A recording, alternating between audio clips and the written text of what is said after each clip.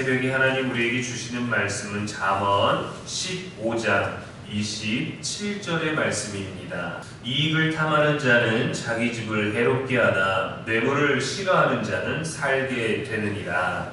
아멘. 이는 살아계신 우리 하나님의 말씀입니다. 이 시간 무엇이 진짜 이익인가 라는 제목으로 말씀 전하겠습니다. 사람은 누구나 조금 덜을 원합니다. 돈도 조금 더 있었으면 좋겠고, 집도 조금 더 넓었으면 좋겠고, 삶도 조금 더 안정되었으면 좋겠고, 일상도 조금 더 여유롭고 싶어 합니다. 그 자체는 나쁜 것이 아닙니다. 문제는 우리가 누리고 있는 것들에서 항상 조금 더가 욕심으로 바뀔 때입니다. 노력 없이 얻고자 할 때, 부정한 방법으로 누리고자 할 때, 감사하지 못하고 내가 만족하지 못할 때, 본문에 이익을 탐한다는 것은 부정한 이익, 욕심으로 얻으려는 이익, 하나님보다 앞세운 현실적인 이익을 의미합니다. 그것이 욕심에 조금 더가 작용하면 탐하는 것이 됩니다. 가격의 문제가 아니라 어떤 방식으로 얻느냐의 문제이죠. 물건을 사고 팔 때 사는 사람은 조금 더 깎고 싶고 파는 사람은 조금 더 받고 싶은 것이 당연합니다. 저도 최근에 옷을 중고 거래로 자주 했는데 사람들 심리가 팔 때는 2,000원이라도 더 받고 싶고 살 때는 5,000원이라도 더 깎아서 사고 싶고 그렇잖아요. 왜 그러한 작은 것들이, 그러한 이익들이, 손해보지 않으려는 것들이 해롭게 할까? 그것도 왜 집을 해롭게 할까? 이익을 탐하는 자는 자기 집을 해롭게 하느니라 했잖아요. 여기서 집은 가정, 관계, 삶의 기반, 우리의 마음들을 의미합니다. 탐욕은 먼저 관계를 깨뜨립니다. 단체 음식이 아닌 코스 요리를 같은 데서 이용을 하는데 4명이 먹는 요리면 각 사람에게 하나씩 요리가 나옵니다. 근데 그 요리가 4조각이 나오는데도 2조각을 먹는 사람이 있어요. 음식을 탐하는 것으로도 관계는 무너집니다. 또 돈에 대한 탐욕도 그러하죠. 돈 때문에 제대로 임금을 지불하지 않거나 불이익을 주어서 사람이 아니라 돈을 지키려 하고 돈을 더 얻으려고 하고, 탐욕은 또 마음을 무너뜨립니다. 욕심에는 만족이 없습니다. 정직하지 않은 이익은 두려움과 불안함을 동반하지만 그 감정마저도 제어할 만큼 탐욕은 우리를 잡아먹습니다. 공동체를 무너뜨릴 수 있어요. 약속의 땅에 들어간 이스라엘은 여리고 전투에서 승리했습니다. 이때 아간이 몰래 전리품을 취했습니다. 작은 욕심이었지만 결과는 살벌했어요. 그 이후의 전쟁에서 쉽게 이길 수 있는데도 패배하게 되었고 그 결과로 아간의 집안 전체가 멸망하게 되었습니다. 탐욕은 개인의 문제가 아니라 집과 공동체 전체를 무너뜨릴 수 있습니다. 그래서 집을 해롭게 한다라는 것이죠. 선지자 사무엘은 평생 뇌물을 받지 않았습니다. 그래서 그는 백성들 앞에서 떳떳하게 말할 수 있었어요. 내 눈을 흐리게 하는 뇌물을 누구의 손에서 내가 받았느냐. 그러나 사무엘의 아들들은 뇌물을 받고 판결을 굳게 해서 공의가 무너졌습니다. 결국 백성들이 만족하지 못하고 왕을 세워달라고 요구했죠. 하나님과의 관계가 무너졌어요. 열왕기하 5장에서 아람 왕의 군대 장관 나아만이 병고침을 받은 다음에 선지자에게 사례를 주려 했지만 엘리사는 거절했습니다. 그런데 그의 사환이 몰래 쫓아와서 그 게하시가 하나님의 은혜를 개인의 이익으로 바꾸었습니다.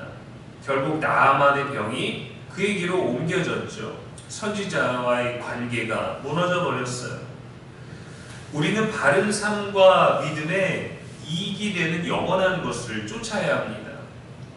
바울은 디모데에게 이렇게 말했습니다. 디모데전서 6장 5절에 그러나 자족하는 마음이 있으면 경건은 큰 이익이 되느니라 했습니다.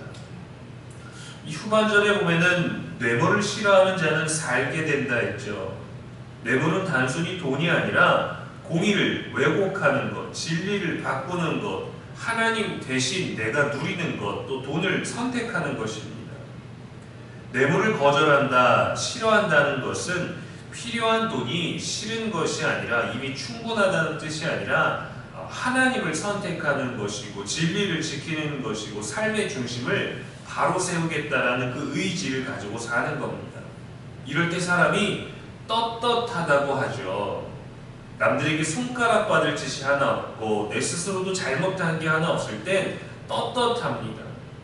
성경은 그러한 사람이 살게 된다 했어요. 그런데 왜 우리들의 현실은 뇌물을 받는 사람이 더 잘 사는 것처럼, 잘 되는 것처럼, 잘 되는 사람이, 부정직한 사람이, 그런 탐욕과 모든 잘못된 것들이 있는 사람이 더 많은 뇌물을 받고 더 잘 사는 것처럼 보일까요? 우리는 이러한 질문에서 자유롭지 못하죠. 현실에서 유효하기 때문입니다. 정직하면 손해보고 편법 쓰는 사람, 법을 악용하는 사람이 더 잘 살지 않는가? 성경도 이 질문을 다루죠. 시편 기자가 말했습니다. 악인이 형통하다. 악인의 형통함을 보고 오만한 자를 질투하였다라고 시인도 고백했습니다. 그러나 잠언 24장 1절은 말합니다. 너는 악인의 형통을 부러워하지 말며 그와 함께 있으려고 하지도 말지어다. 악인이 형통한 것은 죄니라 했어요. 성경은 말합니다. 지금은 그렇게 보일 수 있다. 그러나 결국은 다르다. 시편 1편에 악인은 그렇지 않으며 오직 바람에 나는 겨와 같도다. 악인은 심판을 견디지 못하며 의인의 회중에 들지 못하리라 했어요. 뇌물과 부정한 이익은 빨리 얻고 더 얻을 수 있지만 오래가지 않습니다. 영원하지 않습니다. 더 빨리 소비될 것이고 그래서 조금 더 원하게 될 것이고 또 더 원하게 될 것이고 그렇게 만족이 없고 끝이 없고 결국 부정직과 더러운 모든 것들은 드러나게 돼 있습니다. 그래서 진짜 이익은 정직이며 자족하는 마음입니다. 정직은 시간이 걸리지만 결국 생명을 남깁니다. 영혼을 지킵니다. 그래서 그 영혼을 지키는 것에 대해서 예수님도 이렇게 말씀하셨죠. 사람이 온 천하를 얻고도 자기 영혼을 잃으면 무엇이 유익하냐. 이익보다 더 중요한 것은 영혼과 삶의 방향입니다. 예수님은 편법으로 더 얻는 길을 거부하시고 오히려 얻을 수 있는 것을 버리시고 영혼을 살리는 걸 선택하셨어요. 십자가의 길을 선택하셨습니다. 우리는 매일 선택해야 되겠죠. 정직하게 갈 것인가, 편하게 갈 것인가, 하나님을 따를 것인가, 이익과 손해보지 않는 길을 따를 것인가, 더 가질 수 있는 걸 택할 것인가, 지금에 자족할 것인가를 말이죠. 작은 선택들이 모여 집을 세우기도 하고 우리가 쌓은 것을 무너뜨리기도 합니다. 진짜 이익은 돈이 아니라 하나님 안에서 사는 삶이에요. 더 얻는 것이 아니라 하나님 안에서 누리는 것입니다. 이러한 삶을 이 땅에서도 우리에게 주어진 삶의 시간에서 충만하게 누릴 수 있는 저와 여러분의 오늘 되기를 주님의 이름으로 축원합니다. 기도하겠습니다. 하나님 아버지, 새벽에도 말씀 주시니 감사합니다. 지금 이 시간이 피곤하고 자야 하고 오늘을 더 열심으로 살아내기 위하여 쉬어야 하는 시간이지만 그래도 우리들에게 우리의 영혼에 이익이 되는 기도의 시간이고 말씀의 시간이고 하나님을 깊이 만나는 시간임을 깨달아 알게 하여 주옵소서.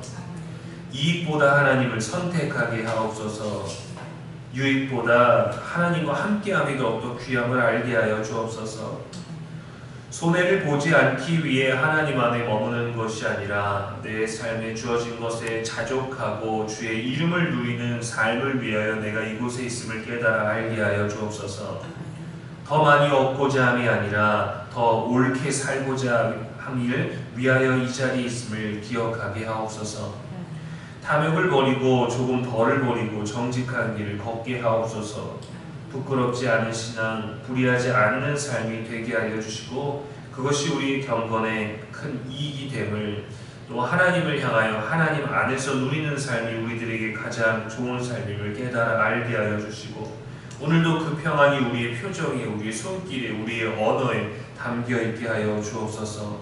그렇게 우리의 삶과 가정을 주께서 지켜 주시옵소서. 우리는 주의 말씀을 지키고 주의 이름을 지키고 우리의 정직을 지키며 우리 사랑하는 이들의 영혼을 지키는 일에 힘쓰는 자가 되게 하여 주옵소서. 오늘도 우리의 영원한 소망이 되시는 예수님의 이름으로 기도합니다. 아멘.